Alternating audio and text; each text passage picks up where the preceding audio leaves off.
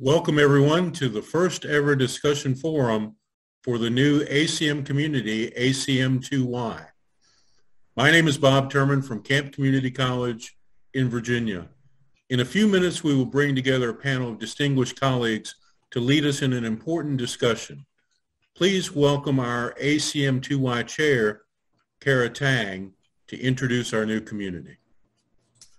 Thanks so much, Bob. And I also just want to give a hearty welcome to everyone out there. And I just want to take 1 or 2 minutes before we get started with our excellent panel to tell you what ACM2Y is. You may have been seeing some emails about this going out, but what exactly is ACM2Y? So ACM2Y is a new group within ACM for those interested in computing education in 2-year higher education programs, such as associate degree programs. So these programs might be found at community colleges, technical colleges, junior colleges. There's lots of different possible names for the types of schools that might offer these programs, both in the United States and around the world.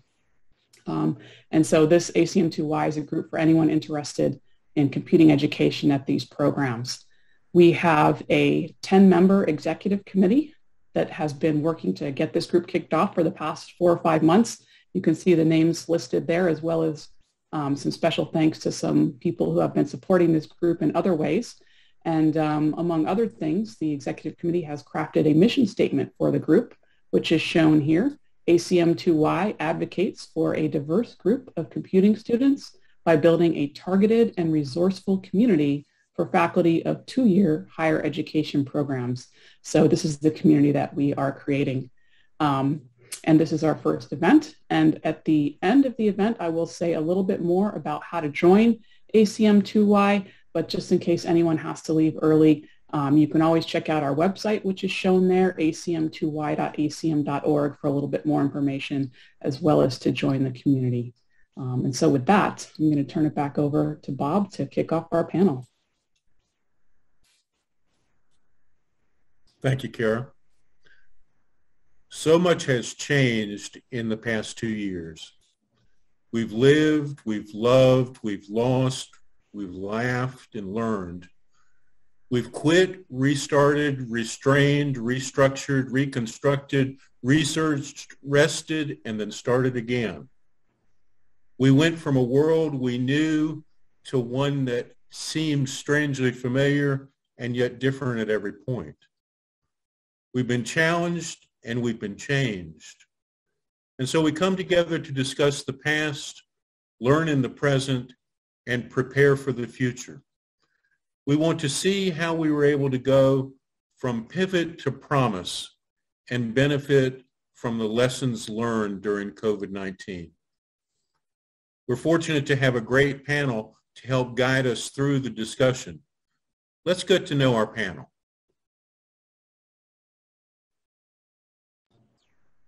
Good afternoon, everyone. My name is Tommy Pollak.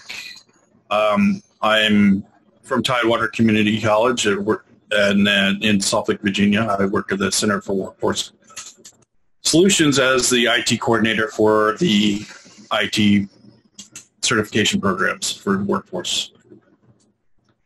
And I also volunteer 2 days a week for the go into one of the campuses and work in the tutoring center to help the students with IT and cyber-related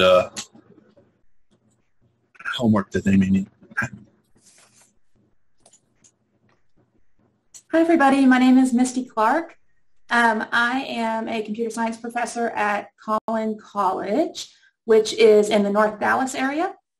And we are, I've been teaching for 12 years. This is my 4th year at Collin, but my 12th year overall as a professor, and I also have an industry background in software engineering management, operations management, startup, and I also am actively involved in the AP Computer Science A groups trying to help high school students be prepared for computer science as they reach university level. Hi, everybody. My name is Cervin. I'm a computer science associate professor at El Paso Community College. in El Paso, Texas. I've been teaching for more than 15 years between community college and four-year institutions. I am a member from the ACM2Y, which is the Computing Community for Education in Community Colleges. And I'm active in ACM and other areas independent of cybersecurity, data science, and other different areas, emerging areas in computing. And I'm very happy to be here with you all. Well, thanks to our panel for coming to meet us today. And just a word to the members of our audience. We want you to participate. Post a question in the chat, or make a comment or an idea for us to explore, something that our panelists can discuss and that we can discuss as well. I think we should start by asking the panel to tell something of the student experiences during COVID-19.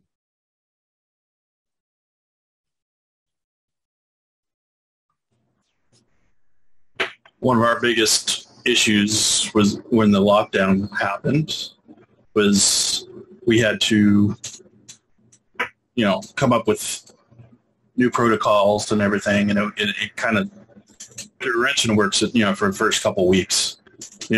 Some of our students struggled with the transition along with us instructors, but eventually, we managed to work through it, the kinks out of the system, and now we're, just this semester we started harshly back to, live classes on campus.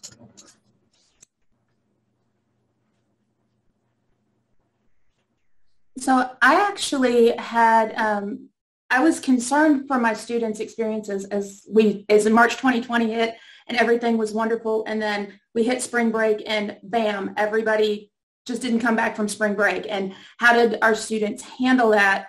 And so I decided to actually ask them. I sent out a large survey to my students and asked them specifically, what was your experience at the pivot of our change? How did you go from being totally in person to now this new online, very quickly pushed online experience?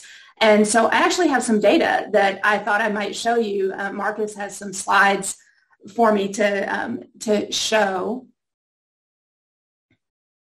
So actually, as a community college, right? So our students are kind of a different demographic than we might normally see. And so I actually had quite a few students who, as I prepared this survey this semester, said, okay, so where were you in March 2020? And the first chart that I have for you is where our students right now, the students that I have in my classes, this was all voluntary, by the way. I didn't force them into being my research subjects, but they really wanted to talk about this. They wanted to talk about what life had been like. And so I had quite a large portion of my students who were still in high school, seniors at the time when that happened, and then a large portion that were at our community college. I had 90 students that replied to this data. And I was really disheartened by the pain of some of the experiences that they had as they went through. And so they gave me some significantly poor things that we had done as professors.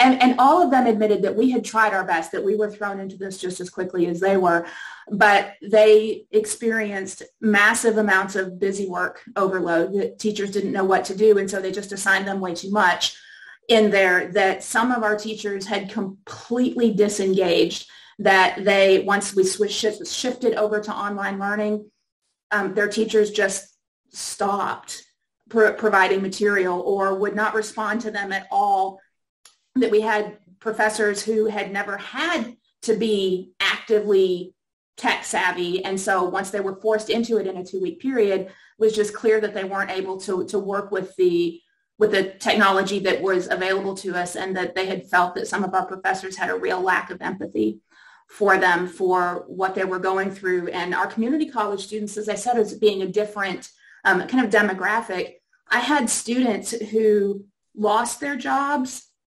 had all of their children at home then because, all of the childcare had stopped. They were trying to figure out how to actually take care of their families. They had children at home now, and they were trying to deal with all of every class that they had moving to online and trying to stay on top of that. And also as a flip side, I also had students who were very much essential workers. And so now instead of working 25 or 30 hours a week, they were now working 60 hours a week and then being pushed into all of this online work. So the pivot for a lot of my students was a very painful experience for them.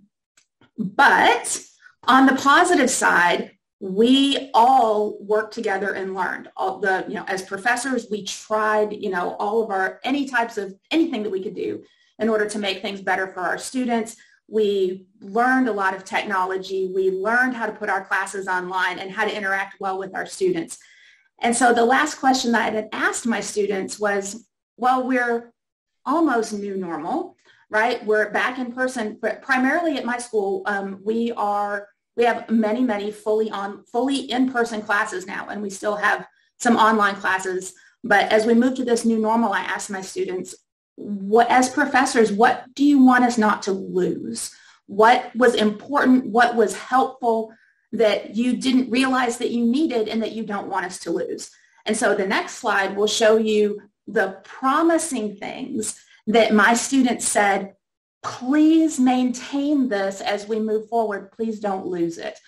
And so these were the things that they were really passionate about making sure that we kept as professors, that we all, as computer scientists, we were more tech savvy than most because we had to be, but we also had, we were forced into using our LMS as well. We were forced into providing practice questions and PowerPoints, and here is your repository of information instead of here's a little bit from lecture. Oh, I sent you an email. Oh, there's a little bit on Canvas. Oh, here's a little bit in these different places. Now they had one full repository, and they really appreciate that, having all of their resources in one location.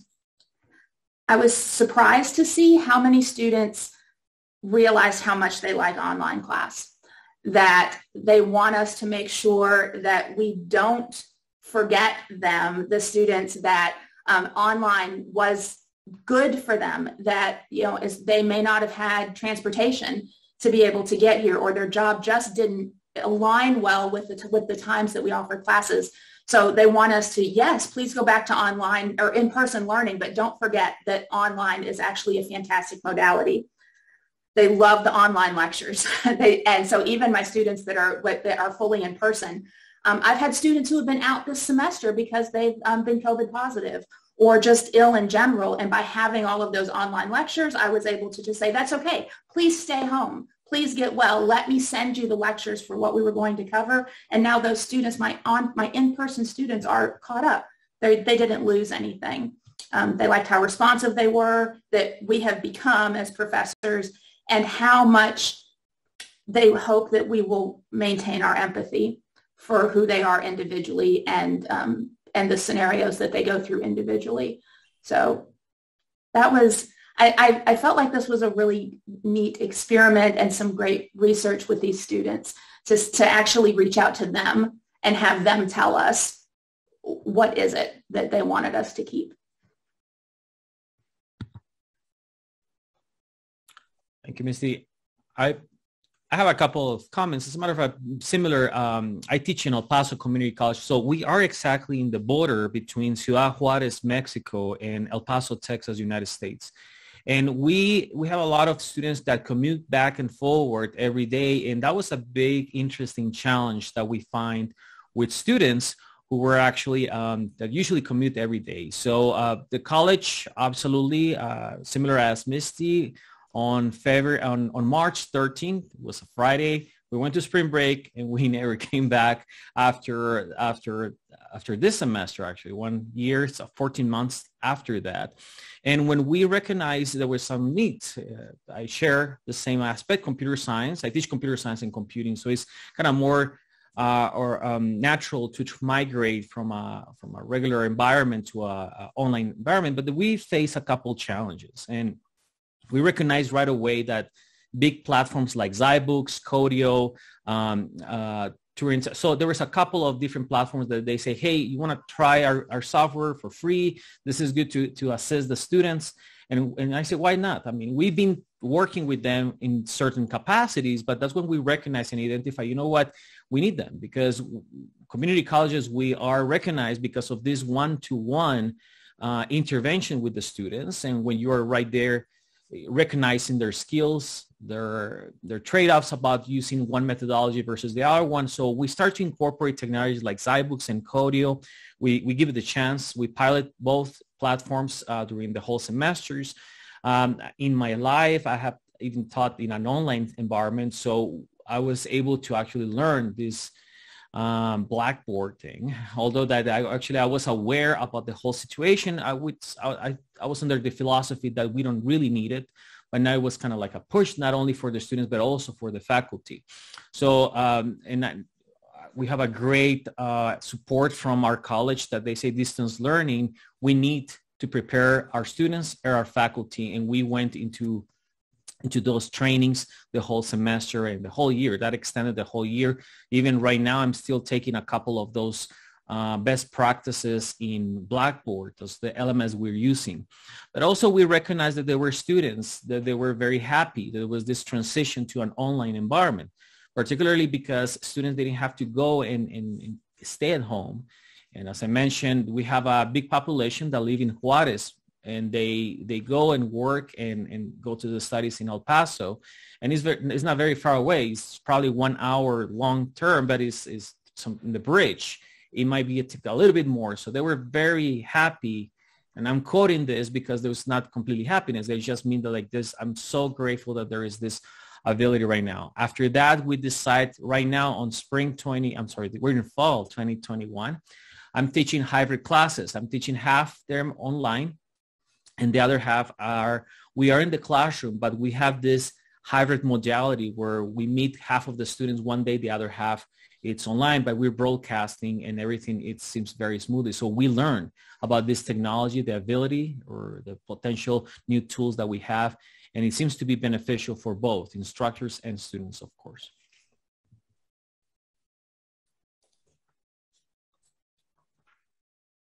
Christian, sorry, Bob. Lot to consider. Go ahead.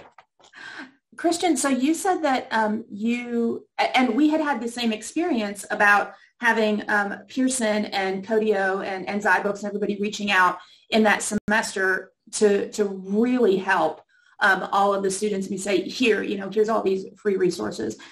Did you find those did you wind up keeping any of the ones that you had tried throughout that semester? Did you find that there were some that were that you wanted to continue using? I've seen quite a few, and I haven't had the opportunity to try them. So I'm actually excited to hear that you had.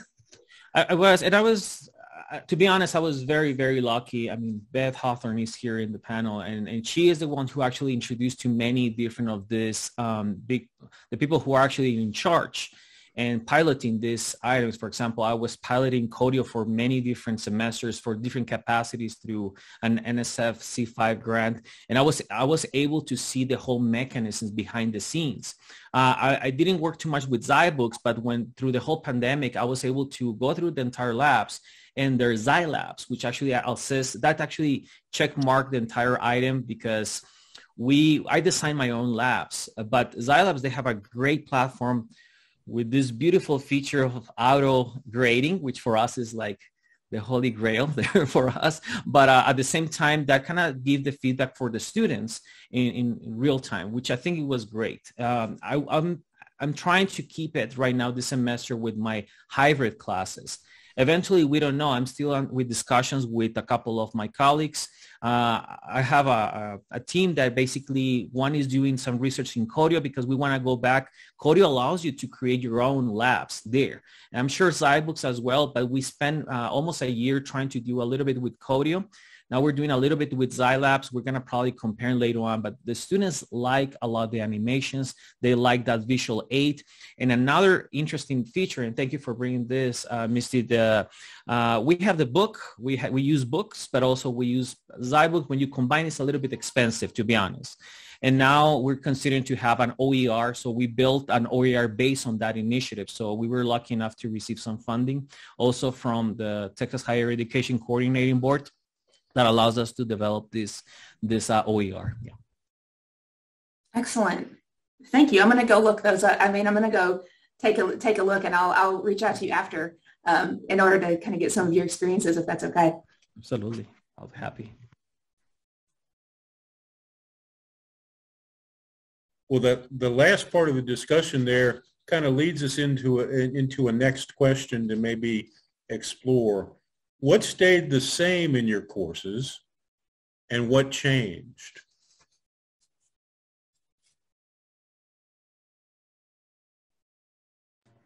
What stayed the same for my particular course is being at workforce. We had to have physical labs, but the change that had to happen is we had to have protocols put in place to separate the students, and we had to have much smaller classes, but we also had to make sure that, they're still, making somewhat of it worth, money off of it. So we expanded that to, some of it online, some of it in person where they had to physically do the labs. And we've reached out to other companies to, for better lab environments in the future in case, we have to actually go to online labs.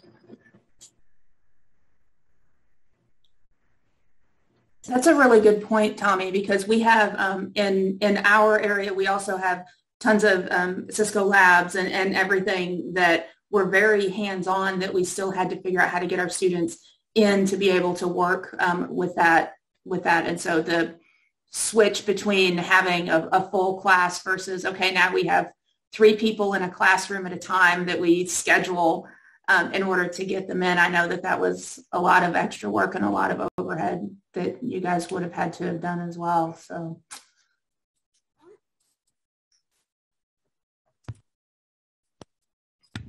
I think I agree with Misty. I think the only thing that I would like to add, in our college, computer science belongs to the umbrella of education, career, and technical education, where we share Cisco hardware A+, a couple certifications, cybersecurity, and some of my colleagues, they decide to stay in campus to address those skills, similar to what Tommy was saying, and I agree with Misty. I mean, that was something I challenged that we recognize on that.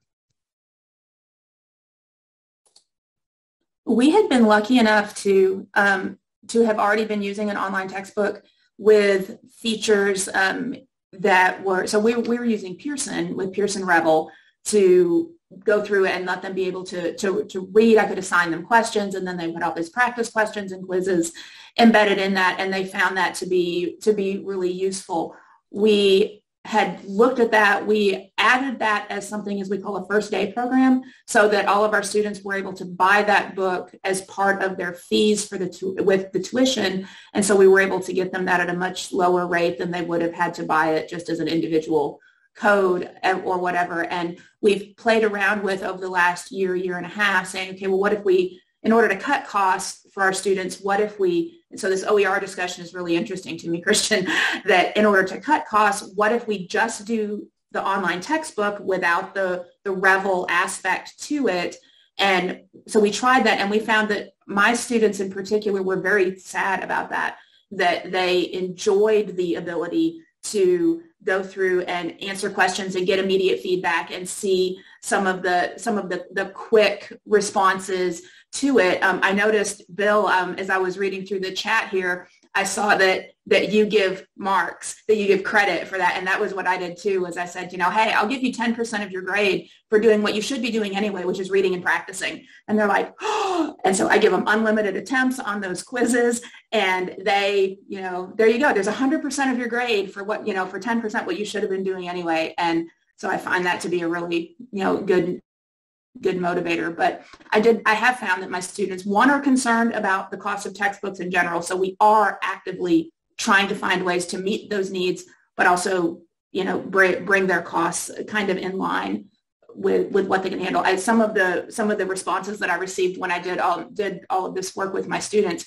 was a discussion about how once everything moved online and people were asking, for online textbooks that they actually couldn't buy them, that they just couldn't afford in the middle of the pandemic to be able to go buy the resources that had been requested of them by the professors. So anything that we can do to recognize that our students, are on a limited budget, that we need to do that. So the I don't know on the Horseman book, because we had looked at that. The Pearson textbook that we're using is Gaddis. So we use it both for C++ and for Java. And I think that it's 86, maybe 79 to 86 with the online textbook and Rebel built in on the first day, which isn't astronomical, but it's still not nothing. So it is, still looking. And you can use it for both courses, CS1 and CS2, the data structure ones. I think it's a good combination.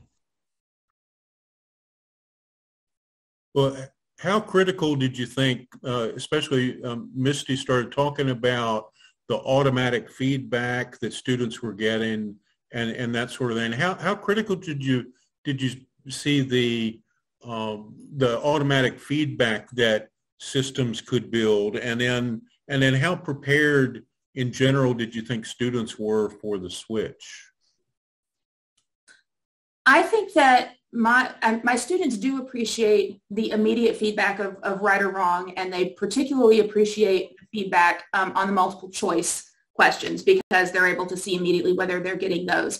I will say that I really, really do like the book that Gaddis has and what we're doing in there with Rebel, but he's also incredibly specific, because he has to, as you are trying to do an automatic grader, you have to be incredibly specific.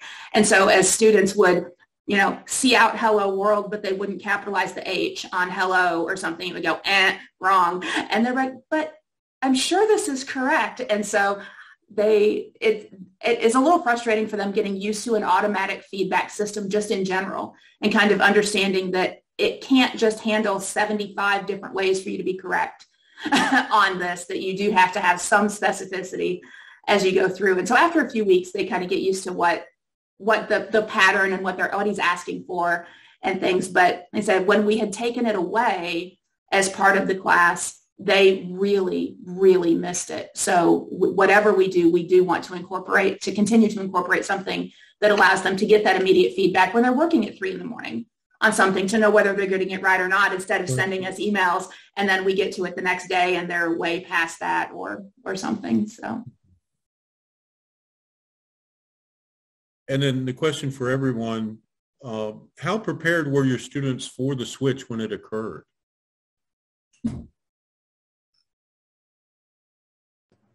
Some of my students were prepared, pretty well, because we have some online presence already, but some of the others weren't, because of the COVID thing. They had the extra burden of having their children at home with them, providing distractions, and and then trying to if they were working from home as well, it could be overwhelming for them.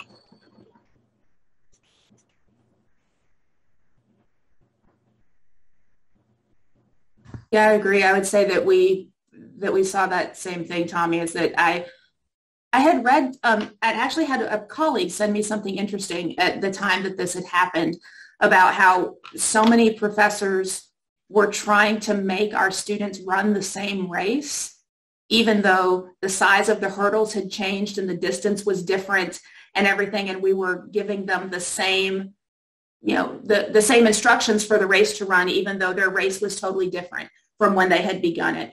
And that really resonated with me. And so I had made some shifts in the middle of my class, because I knew students, now had 3 children at home that they were having to try to take care of, and that those students and they were having to be teachers now too, right? So, if you had a 2-year-old and a 5-year-old and a 10-year-old, now all of a sudden you have your 2-year-old who's crying for your attention, your 5-year-old who's trying desperately to pay attention in a Zoom meeting with their kindergarten teacher, and a 5th grader who may be doing homework that you actually don't even know the answer to.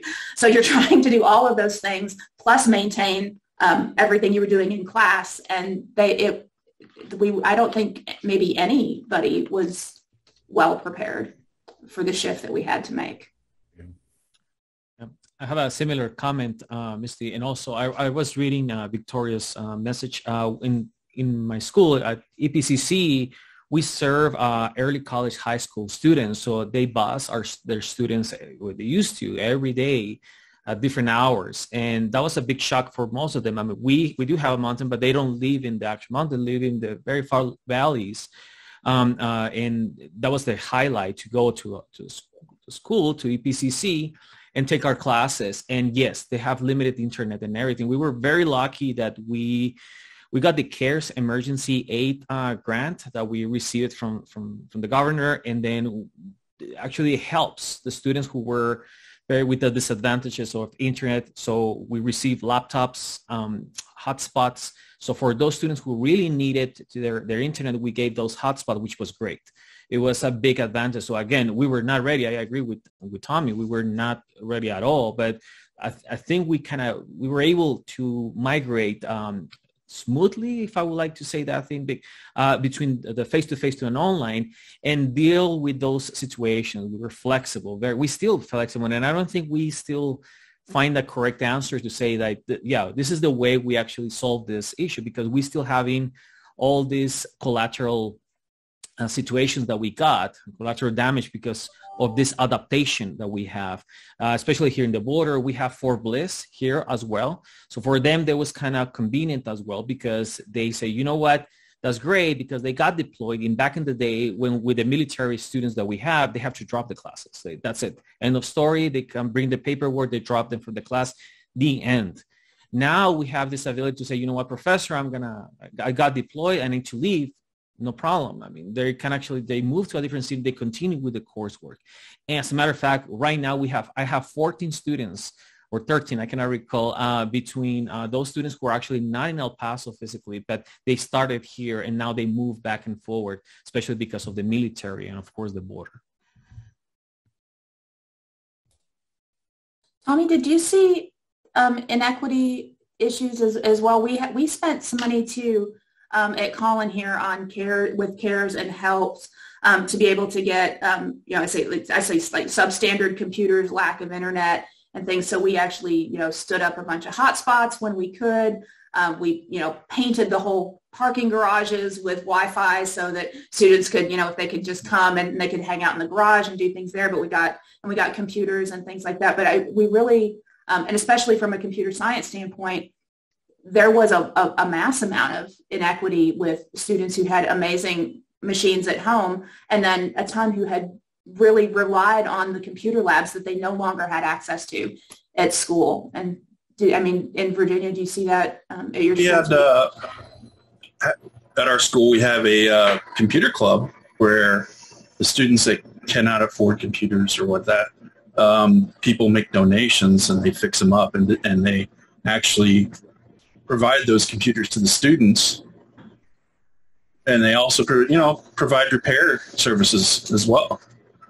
And then for the hotspot, the campuses set up special parking close to the buildings for those students to be able to come in and get use the Wi-Fi if they didn't have any internet. I don't know if you didn't even see or hear me furiously scribbling. That is amazing. That idea of a computer club where you have people could bring in computers to be fixed up and to be given away to students who need that. I have students right now who are asking desperately to start a computer club and are trying to figure out, what's our focus? What do we want to do? This is amazing. I'm furiously taking notes. Well, the students also learn how to, fix them. Exactly. And so for a future job.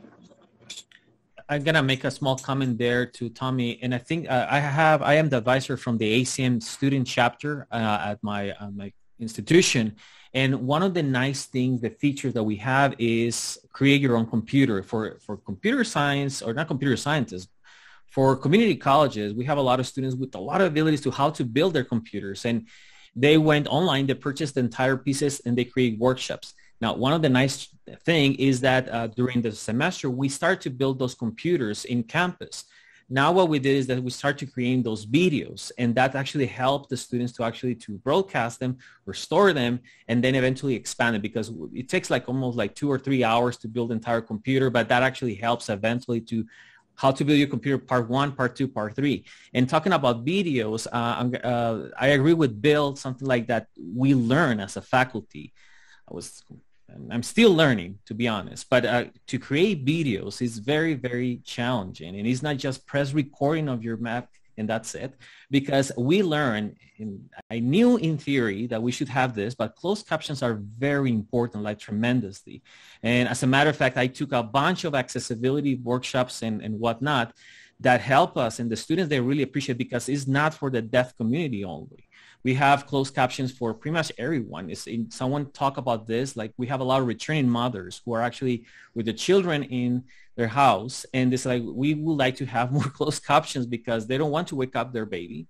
So they was reading the closed captions, like, we really appreciate that, professor. We have also students with dyslexia with a couple of different issues. The students that are learning English as a second language, they really, really appreciate the fact that you closed caption those those videos. And actually that created a new area of best practices on teaching. And I know I don't want to intercept a lot of those questions, but I think that's something that caught our attention during this whole pandemic, because we learned how to do this, or maybe it's like, shame of us, we should have known this before. But we knew it, but it was not until you push and you realize that how important is needed in your classroom, regardless about any kind of disability or whatnot. That's true.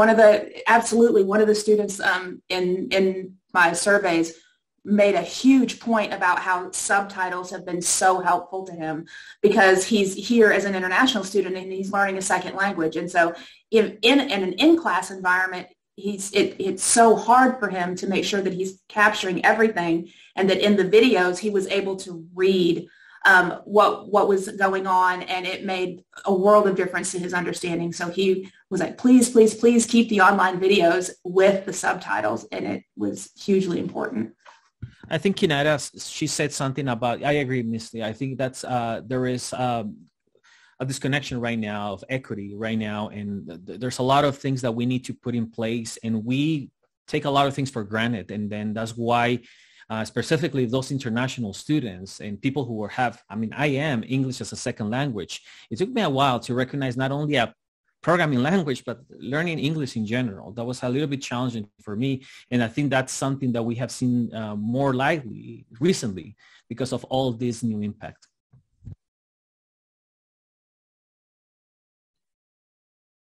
Wow, it almost sounds like we need to have a separate session on developing videos, because I can see the real value of that. I've seen in the chat several folks mention something that I want to form a question on, and that's related to the empathy.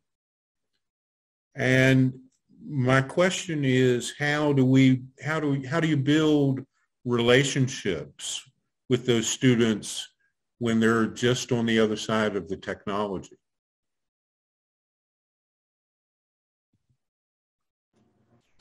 I make myself available anytime that they need it, within a reason, not like 3 or 4 o'clock in the morning, but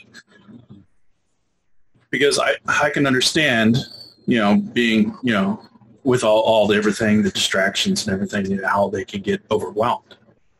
And so if they need the extra time or something and they're upfront about it, yeah, I have no problems, and I'll work with them. It's harder on the online thing, to build that rapport than it is in class, but it's possible. I agree. One of the things that I've tried really hard to do is that our LMS, we use Canvas, and our LMS gives me some really nice reporting on who's been involved this week, who hasn't logged in yet this week. And so, I try to go through, for my online students, I'll go through maybe Wednesday night, Thursday morning, and I'll just shoot off a quick email that is just, hey, I haven't seen you log in this week. Is everything okay? is there something going on that I can help you with? Reach out if I can do anything. And, as Becky says here, just ask them how they're doing. I get a surprising amount of responses back to that. It was like, oh, Professor, thank you so much for checking in on me. I had, a ton of work this week and I just haven't been able to log in, but I'm going to get on it. Thanks so much for the reminder. But I have also had students reach out to me and ask for meetings, and we'll do Zoom meetings, and I am not a therapist. I can't be a counselor for those students, but I can send those students resources for what they need.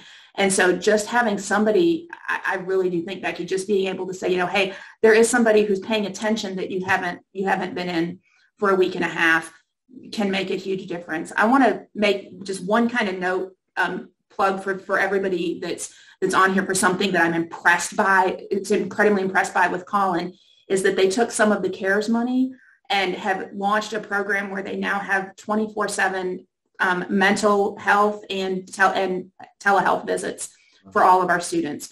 And so I'm able to send links to students and say, hey, do you need to talk to somebody? There's somebody available right now that you can talk to. Here's a link, and it's all free. Go do this. And I have had several students comment to me about how helpful that has been, because, mental health and physical health are expensive. They're expensive. And so this has been really helpful for that. I'll echo what Misty said, and Tommy. I think those are great initiatives. Maybe that's something that we should consider as a best practice right now, because having those resources, even that you specifically say, Misty, I am not a counselor, but I know how to connect that thing. I did myself also to connect a couple of students with the counselors. I think that's very, very important. And we as a faculty, we don't have that training, and maybe we should have it. But in connecting those points to your available resource in the college, I think is great. I create a couple of, so in order to keep that spirit of socializing, I create, for example, a Discord channel for my students where they can socialize. And I usually create a Facebook group and some social media so they can actually discuss items there. And that keeps them, I guess, virtually speaking, socialized. So that kind of help a little bit, because we throw some memes there about computer science, so they have something in the background about what is they supposed to be doing in class, and that seems to be working, and that also helps them to establish this relationship.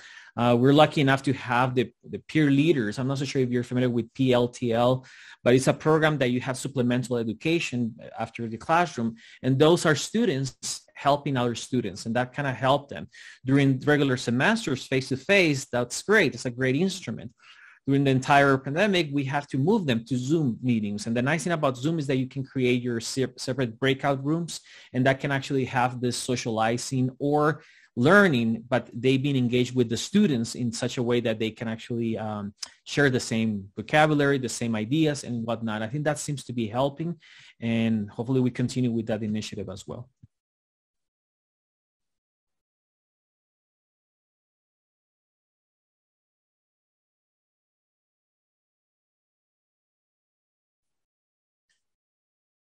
Well, I think we have time for a couple more questions. One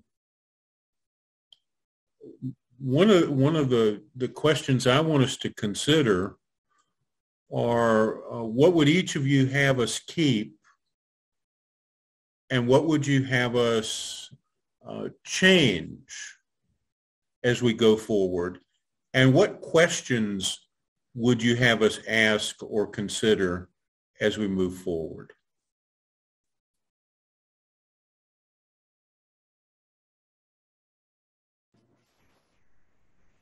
I think keeping the online modality alongside with the in-person one is a good idea, because you're able to reach more students that way.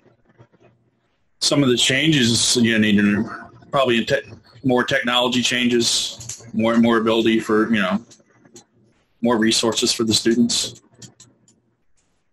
and then the question you need to ask, send surveys out more often if to your students to ask how they're doing, how things are going in the class, because you don't have that visual feeling of, looking out and see their eyes glassed over because they're, lost or whatever.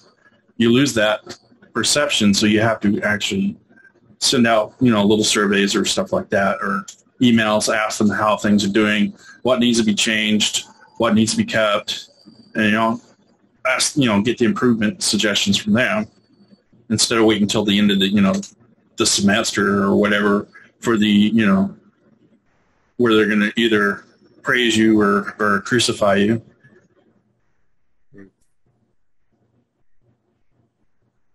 Yeah, I guess I would say that one of the things that surprised me, and maybe I had been a little bit reluctant to do, was, as we're back in person now, is that I have a wealth of videos that I had built over these last 14, 18 months or so. I just put my heart and soul into building really great lecture videos that my students really enjoy over this last 18 months or 14 months or so.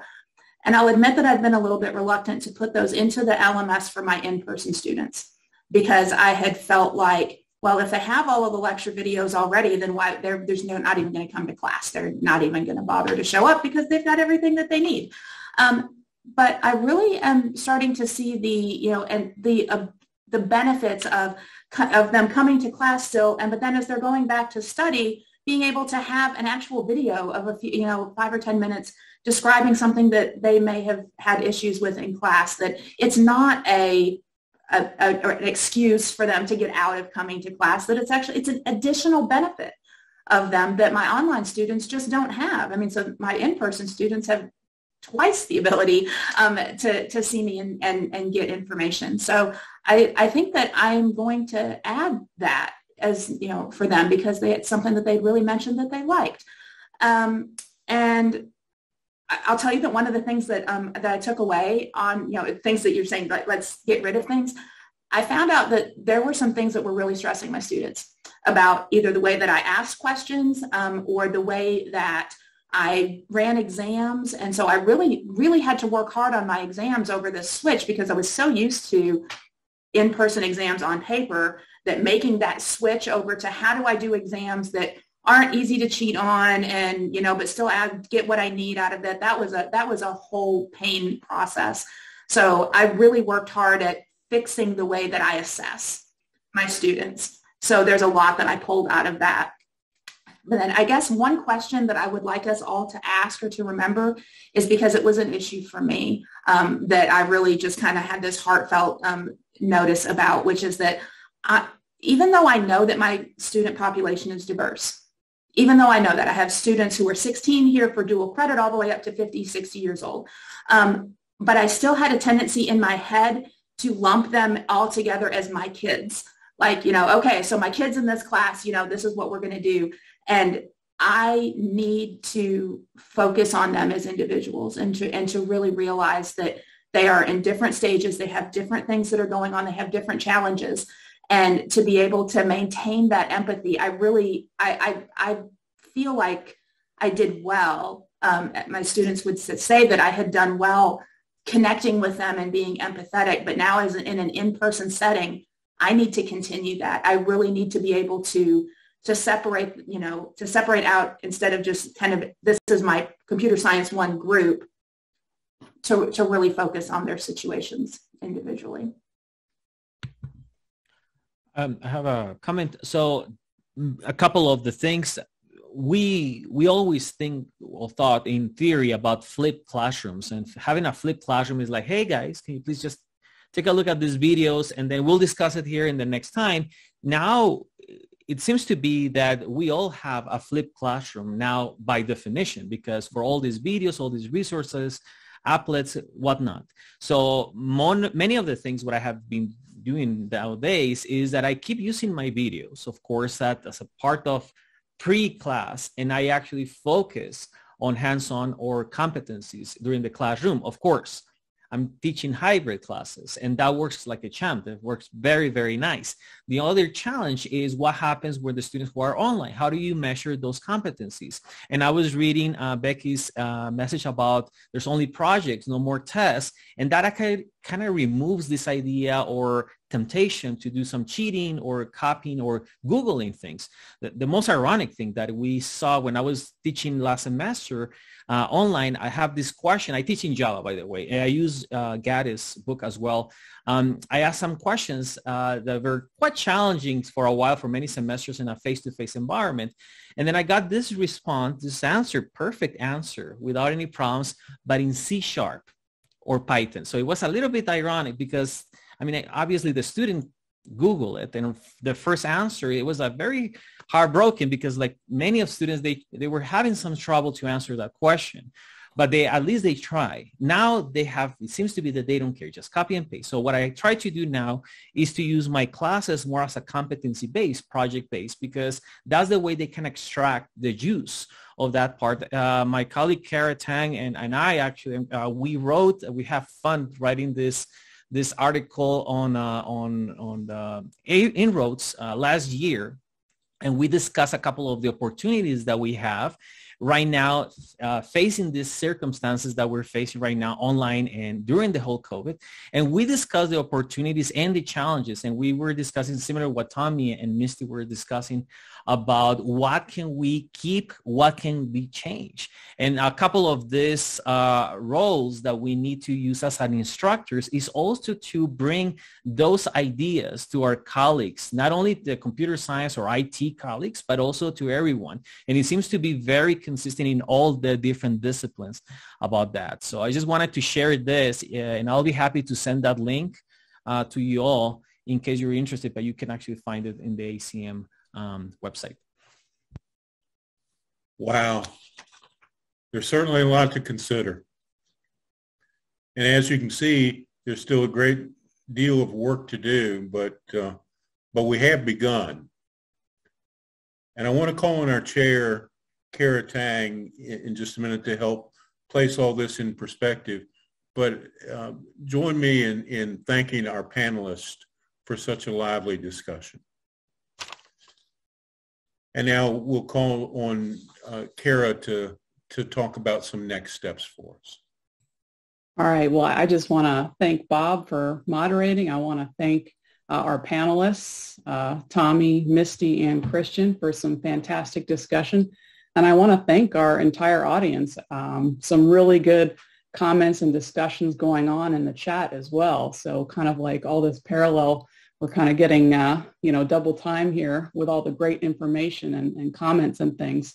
And that's what ACM2Y is all about. So we're trying to bring together folks interested in computing education at two-year programs, like I think pretty much all of us or most of us in the audience are, so that we can discuss these issues, learn from each other, share ideas, see that we're not the only one facing different challenges that we're facing, and maybe someone has an idea that can help out.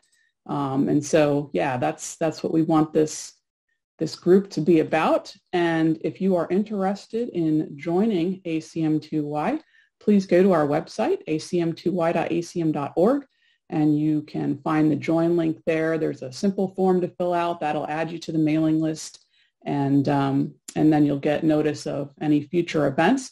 But also, we'd love to hear your feedback on this event, this specific panel. This was the first event for this group. And so would like to invite you to take this survey. And in fact, let me put this in the chat so that it will be easier to access. So that's a link to a form where you can provide feedback on this survey, and also on what you would be interested in future events for ACM2Y. What different formats, what different topics would you be interested in attending future events on?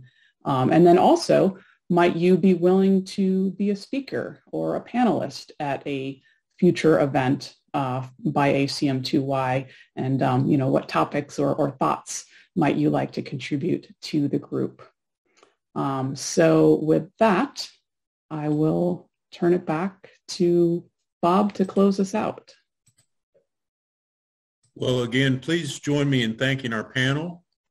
And thanks to everyone who added to the dialogue. I appreciate the comments in the chat and all the ideas, and we certainly are given a lot to think about. Join us as we go forward to address the next challenge and build and write the next chapter. Visit our website and communicate with us. Thank you, and join us next time.